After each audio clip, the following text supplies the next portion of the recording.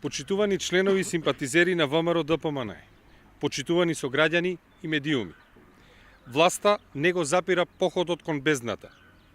За колку пари не задолжи владата на Заев? Колку нови вработувања имаше во јавниот сектор? Колку капитални проекти останаа нереализирани? Колку ветувања не исполни власта? Колку понижување донесе договорот од Преспа? Колку луѓе беа повикани во полиција за слободно искажана мисла? Колку отказни решенија и прераспределување на неистомисленици? Одиме кон пропаст и како земја и како народ. Статистиките покажуваат дека состојбите во земјата драматично се влошиле. Од насилства на улица, пожари во шумите и депониите, загаден воздух, бришење на се што е македонско, па се до деградирано јавно здравство и до најави за затворање на болницата во Кочани. Власта настапува дрско, а покажува решителност само кога се работи за нов мандат, за нова партиска победа на власта. Викаат напред, ама нивниот повик е напред кон бездна. Почитувани, на Македонија и треба надеж.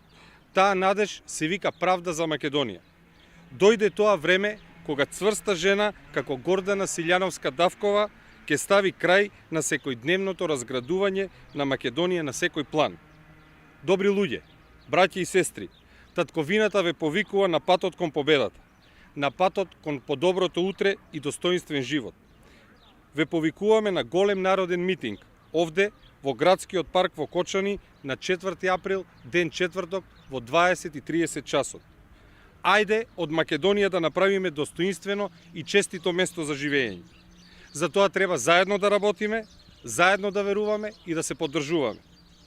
Подоброто утре и достоинствениот живот следуваат за оние кои не подклекнуваат и знаат да се изборат за она во што веруваат. Не подклекнуваат добрите, мотивираните и храбрите луѓе. Тие се луѓето кои победуваат.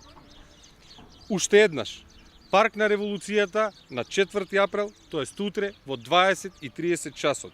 За Македонија, за правда, за професор Гордана Силјановска-Давкова, за нас, за подобро утре.